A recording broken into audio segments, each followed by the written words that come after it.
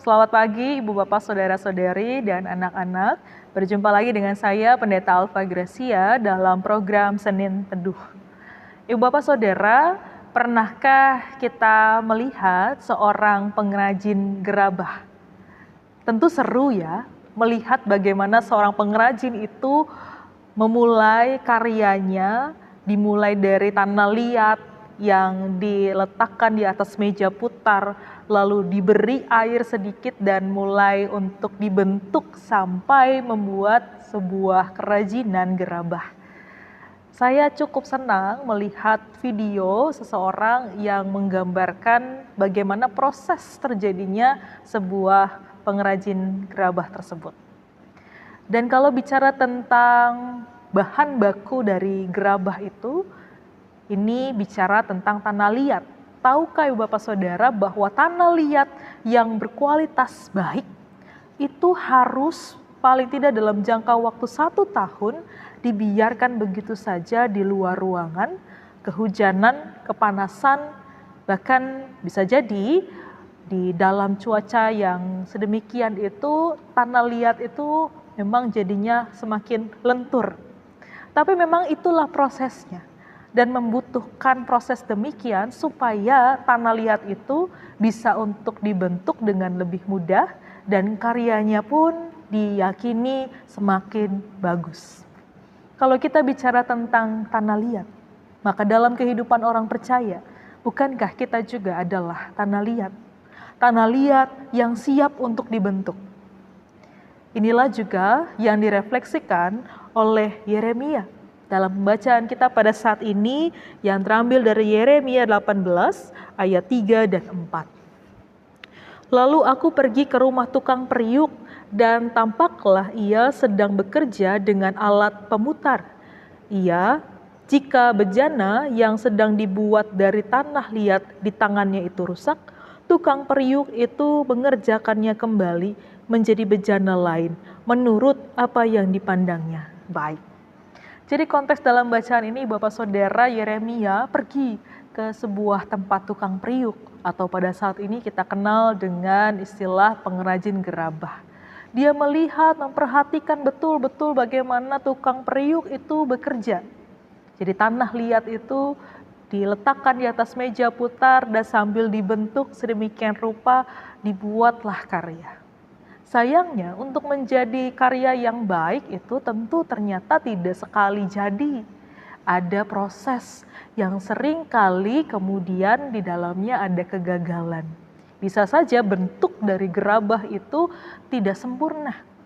Tapi menariknya bagi pengrajin gerabah itu tanah liat yang dibentuknya ketika itu gagal tidak dibuang begitu saja. Tapi kemudian diolah kembali, diadoni kembali, dan dibentuk ulang.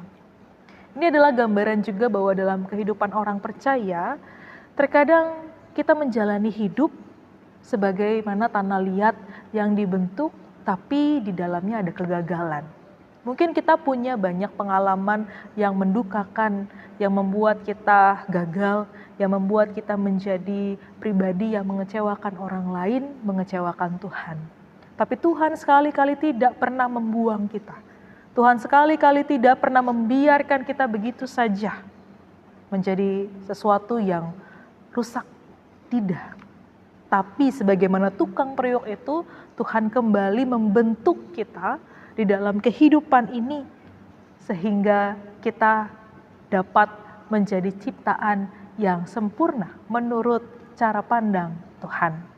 Oleh karena itu Bapak Saudara dalam perenungan saat ini kiranya kita diingatkan dan semakin bersemangat untuk memberikan kehidupan kita kepada Tuhan yang sanggup membentuk hidup ini dengan lebih sempurna.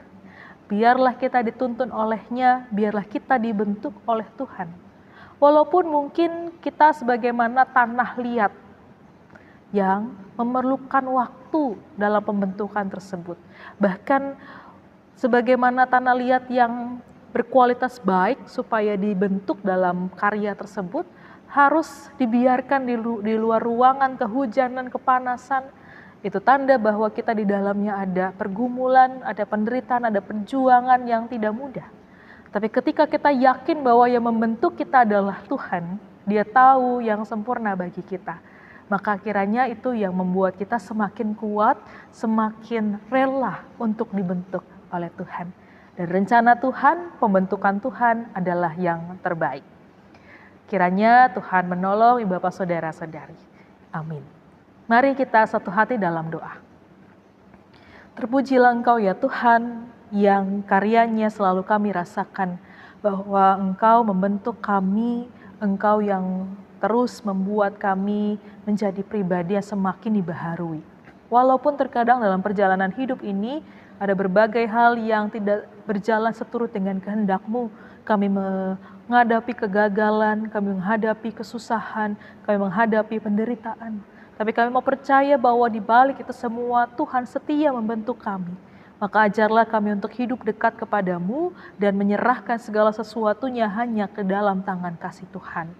Kiranya dalam awal minggu yang baru ini Tuhan yang menolong kami untuk menjalani hari-hari yang masih Tuhan percayakan kepada kami. Inilah doa dan permohonan kami. Dalam nama Tuhan kami Yesus Kristus kami berdoa. Amin. Terima kasih sudah menyaksikan Senin Teduh. Sampai berjumpa dalam episode berikutnya. Tuhan memberkati.